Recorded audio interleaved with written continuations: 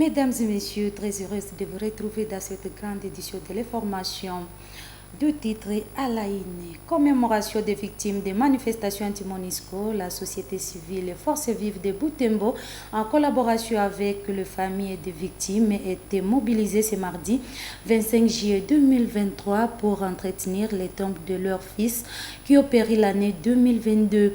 Une activité organisée pour honorer la mémoire de personnes tuées lors de ces différentes manifestations. Délocalisation de la position militaire des forces armées de la République démocratique du Congo en cellule Mihake. Les habitants satisfaits de cette décision. Les propriétaires de parcelles jadis occupées par le militaire peuvent désormais jouir librement de leurs terres. Tout pour les titres.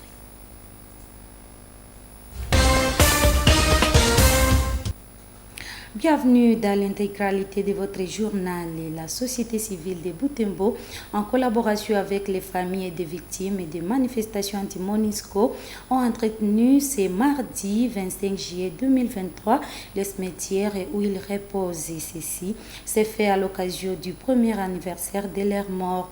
Il y a un an, 11 personnes avaient péri dans des manifestations anti-Monisco dans la ville de Butembo. Suivez ce reportage de Delphes. Le matin de ce 25 juillet, différentes couches de la société civile à la ville de Butembo se sont rendues au cimetière de Kitatumba Mini Dehu. Elles sont venues sur appel du président de la société civile, en collaboration avec les 11 familles des victimes des manifestations du Monisco. Après l'entretien des tombes, les familles des victimes se sont rencontrées dans une des salles de la paroisse de Kitatumba pour échanger à propos de l'organisation de la journée commémorative du 26 juillet. Les familiers des victimes dénoncent toutes les formes d'escroquerie dont ils sont victimes de la part des personnes qui les intéressent à déposer des plaintes pour exiger la réparation.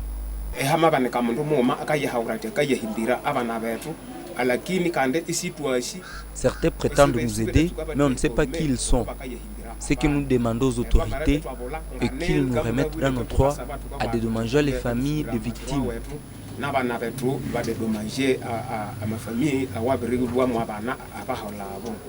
Dans cet échange, Rose Touambiane, coordonnatrice de la dynamique des femmes pour la bonne gouvernance d'Ifegou, invitée par ses familles, les a encouragées à s'organiser et se mobiliser pour la reconnaissance de ces victimes comme des héros pour avoir prédit leur vie à la recherche de la paix. Elle ajoute que la meilleure manière de les rendre hommage est de continuer la lutte pour la paix. Une lutte contre la présence de la Monisco dans notre région. Elle n'est pas encore finie, elle a été juste amorcée, nous devons la poursuivre ensemble. C'est ainsi que nous avons été avec les familles des victimes pour leur dire leurs fils, leurs frères ont été des héros aujourd'hui et nous devons poursuivre la lutte pour que ce message passe au niveau du monde entier, étant donné qu'ils ont été tués pas par des bandits comme les autres nous quittent, pas par des rébellions, pas par des rebelles plutôt, pas par des militaires indisciplinés, mais par des casques bleus de la MONUSCO, donc des soldats des Nations Unies. Ce mercredi 26 juillet 2023, les 11 victimes des manifestations anti-Monisco vont totaliser une année dans l'au-delà. Une messe à leur mémoire sera dite à la paroisse Cœur Immaculé de Marie de Kitatumba. Toujours à Butembo, les habitants de Mihake au quartier Kamesimbonzo, à la commune de Boulenguera, sont satisfaits de la délocalisation des positions militaires et de FARDC de cette cellule. Les propriétaires des terrains jadis occupés par des militaires peuvent encore jouir librement de leurs parcelles. Pour la population, ce départ est un signe d'accalmie et de tranquillité de cette cellule et environ. Reportage Gérard Mouref. Nous sommes en cellule de Mihake, au quartier Kamesimbonzo, en commune de Boulenguera. C'est cette cellule qui a été vidée de sa population depuis l'avènement du bouclage qui a ciblé la partie nord de la ville de Butembo. Cette situation avait poussé au service de sécurité d'ériger une position militaire sur place. Ainsi, leur présence dans la contrée avait été mal digérée par les locaux et créé une discorde entre la population et les militaires. Certaines personnes avait jugé d'abandonner ces milieux. Désormais, cette position militaire est délocalisée. Eloge Muhiwa, un habitant de Mihake, parle des climats d'accalmie et de tranquillité qui vient s'installer. Entendu, parce que quelqu'un qui a habité notre maison sans notre aval, comment pourrons-nous nous sentir aujourd'hui? On est libre, ils sont partis, même si nous craignons bien entendu des risques qui sont possibles parce que la population n'est pas sainte. Il y a des gens qui sont épris de mauvaises volontés. On ne sait pas qui a quelle tendance, qui a quel objectif pour notre contrée. Et justement au début, lorsqu'ils venaient chez nous, nous avons connu des cas de sécurité totale. Il y avait des gens qui se faisaient passer pour des grands de la région. Il n'y a pas une autorité de l'État. Et donc cette crainte-là est encore possible aujourd'hui parce que les militaires, quand ils partent comme ça de manière brusque, on se dit, est-ce que ça peut apporter une solution? Donc pour nous, c'est comme une crainte, encore une fois, qui s'abat dans nos cœurs pour voir à quelle mesure nous allons nous ressaisir après le départ des militaires. De l'autre côté, Dieu merci Tsongo, riverain du camp militaire de Mihake, regrette la profanation du cimetière familial. Cet autochtone de Mihake explique que la présence des militaires dans leur entité n'a pas été bénéfique pour les habitants. Je me sens à l'aise, même si ce sont nos frères, ils sont là pour la sécurité, mais malgré la sécurité, nous étions aussi insécurisés à cause des doutes. On pensait que les rebelles peuvent arriver ici, venir les attaquer, mais c'est nous qui serons les victimes de leur attaque. Et ils ne peuvent même pas voir les rebelles là, parce que les rebelles vont arriver ici. Les rebelles vont faire réaliser leur mission. Après leur départ, c'est nous qui sommes toujours les victimes, nous, la population de Mihake. Et on a déjà vraiment passé à beaucoup de situations ici que je ne peux même pas vraiment expliquer. 11 mois durant, la cellule Mihake était habitée par des militaires. Des habitants de ces coins qui avaient fui commencent à regagner leur ménage. Toujours dans la ville de Butembo, l'entreprise Taïro Construction, en collaboration avec la mairie de Butembo, vient de lancer le projet Butembo, ma ville propre, pour assainir la ville. À part l'assainissement de la ville, ce projet va donner du travail à des sans-emploi qui constitueront la main-d'œuvre et contribuer ainsi à la lutte contre le chômage. Reportage. À 9h de ce mardi, des autorités locales et des agents de l'entreprise Taïro Construction se sont fixés rendez-vous au croisement de la rue Denis Paluku et l'avenue de l'église pour lancer les travaux d'assainissement de la ville. Devant les participants, les délégués du maire a salué le lancement de travaux d'assainissement à Butembo, vu que les salubrités de la ville présentent beaucoup de risques sanitaires sur la population. Après ces mots, Kachou Vateri Awite a procédé à la coupure du ruban symbolique. Tunakaa tariba ya fasi kwenye mchafu ni symbolique. Tumeikata kwa fasi kuru ya fasi yote.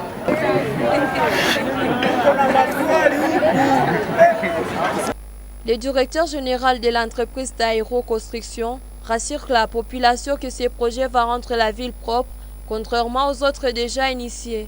Seulement, il appelle la population à se l'approprier et les soutenir. J'ai pris beaucoup de temps avant de prendre la décision. Je me suis dit quand même, comme moi-même je vis dans la ville et que j'ai la volonté de travailler avec mon équipe, je sais bien que je suis rassuré. Nous tous ensemble, nous allons mettre nos moyens, nous allons mettre nos enjeux pour que la ville soit quand même propre par rapport à vous. Nous avons recruté plus de 300 personnes pour faire ce projet. Et à mon avis, je me suis dit qu'avec les 300 personnes, nous allons vraiment faire la ville propre. La population salue également le lancement de ces projets car il vient répondre à un besoin réel qui devrait déjà être résolu bien avant par l'État. Nous sommes ravis parce que ce travail vient de commencer. Pour nous, l'essentiel est d'aller de l'avant. Nous aurons confiance quand nous verrons le beau déroulement de ce travail. Nous sommes là pour contempler. Ça fera notre joie de voir notre ville devenir propre. En rapport avec ce travail qui vise la propreté de la ville, ça semble être triste parce que c'était un travail qui était réservé à l'État. Alors, quand quelqu'un se donne cette tâche et l'État accepte facilement, ça prouve que ce travail est donné à cette personne. Alors nous nous demandons si l'État a cédé ce travail pour quelqu'un d'autre ou non. À croire Taïro Construction, les ordures seront évacuées 2 fois par jour. Du matériel et de la main-d'œuvre sont apprêtés pour rendre impeccablement ce travail d'assainissement de la ville. Autre chose, dans les soucis de stabiliser les taux d'échange, le gouvernement congolais avait déjà proposé des mesures dans la réglementation du taux d'échange de 2014 à son article 6. C'est par exemple l'obligation de payer le redevance, taxes et impôts en francs congolais. Mais au-delà des mesures prises par l'État congolais pour la stabilisation du taux d'échange, bien d'autres mesures sont souvent prises par la Banque centrale pour cette question, a indiqué le professeur Omer Mirembe. Ces professeurs à faculté des sciences économiques et de gestion recommandent une discipline budgétaire à l'État congolais pour que les dépenses de l'État se fassent sur base de ce qui a été encaissé comme recette de l'État. Suivez cet extrait. Alors, à court terme, on peut aussi ajouter une mesure qui est régulièrement prise par la Banque centrale, une mesure qu'on appelle d'open market, c'est l'intervention sur le marché monétaire. La Banque centrale du Congo peut vendre des devises aux banques commerciales et ainsi il y aura suffisamment de devises dans le système bancaire et les commerçants, quand ils ont besoin d'importer, vont se tourner vers les banques pour avoir des devises au lieu de se tourner sur le marché parallèle. Une autre mesure qui a été prise aussi par la Banque centrale, ça concerne maintenant les prix sur le marché, c'est que la Banque centrale a relevé les taux directeurs. C'est le taux par lequel la Banque centrale peut réescompter les effets des banques commerciales et elle a relevé les taux de 9 à 11%. Ainsi, l'argent devient plus cher et cela peut rendre plus cher le crédit et donc entraîner une pression à la baisse de la consommation. L'autre mesure, c'est que la Banque centrale du Congo a augmenté le taux de réserve obligatoire. Donc les banques commerciales ont l'obligation de faire garder auprès de la Banque centrale une partie de leurs dépôts et ainsi la Banque centrale peut retirer de la circulation une partie de la liquidité en francs congolais et cela peut contribuer à diminuer l'excès de francs congolais sur le marché. Une autre mesure à court terme, celle-là concerne évidemment l'État congolais. Comme je vous ai dit, l'État congolais régulièrement connaît un déficit, c'est-à-dire un excédent de dépenses sur les recettes. Il faut trouver des moyens pour financer ce déficit. Et alors, il faut recommander une certaine discipline budgétaire à l'État congolais pour que les dépenses de l'État se fassent sur base des trésoreries, sur base de la caisse. C'est-à-dire que les dépenses soient faites sur base de ce qui a été réellement encaissé comme recette de l'État. Et aussi, bien sûr, dans ce cas-là, l'État continuerait à respecter le pacte de stabilité qui a été signé avec la Banque centrale en 2018. Et parmi les mesures, c'est que l'État ne puisse plus recourir au financement monétaire, c'est-à-dire que l'État ne puisse plus recourir à la fabrication, à la création monétaire par la planche à billets. Une mesure qui est maintenant structurelle, celle-là concerne le secteur productif. L'État congolais devrait stimuler davantage la production et surtout aussi la diversification de la production. Non seulement il faut augmenter la production, mais il faut aussi la diversifier pour que l'État congolais commence à exporter des biens qui ont une valeur ajoutée plus élevée. Et ainsi, l'État congolais peut engranger plus de devises, des recettes d'exportation. Autre chose aussi, c'est qu'il faut formaliser davantage l'économie. Ainsi, les exportations peuvent être plus formelles, des exportations qui sont faites par le système bancaire, via le système bancaire, et ainsi on est sûr que le pays peut avoir plus de recettes d'exportation, peut avoir plus de devises dans le système bancaire et financer le besoin de l'économie en devises.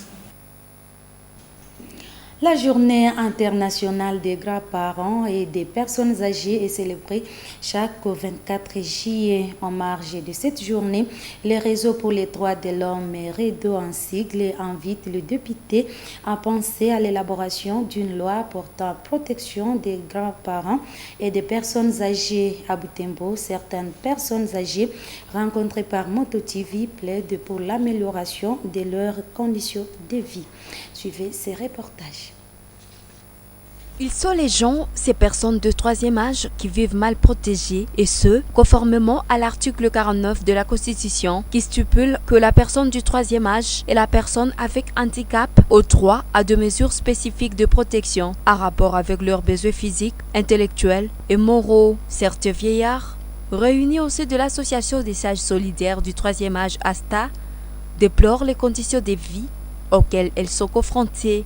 Rencontrés dans le bureau de l'ASTA, Kavalinga Barthélémy, conseiller et chargé du personnel chez ASTA, 75 ans d'âge, déplore l'indifférence de l'État depuis le début de sa retraite il y a 5 ans, alors qu'il a servi le pays comme inspecteur urbain chargé de la surveillance.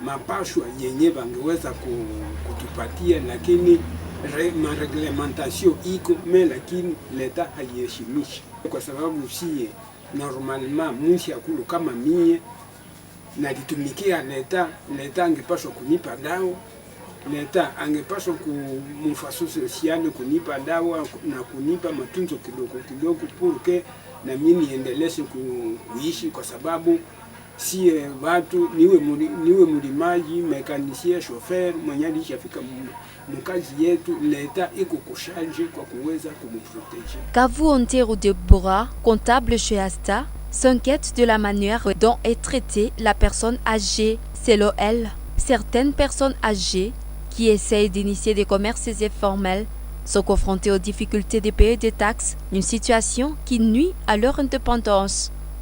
Sasa wanakuwaka na madifikilite na tando mubalabala. Kwanza ba mubalabala bale biko naanza shukuru arulaji namo na biko na ba proteger kungambo ya circulage ya balabala na ngambo ya hitasi hidogo hidogo ya kioske yenye wazee biko nayo, ile nzo yenye iko na difficulty.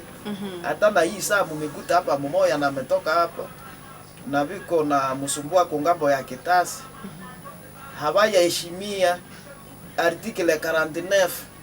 Ile article 49 ndio yenye na inasema kungambo ya mukongwe.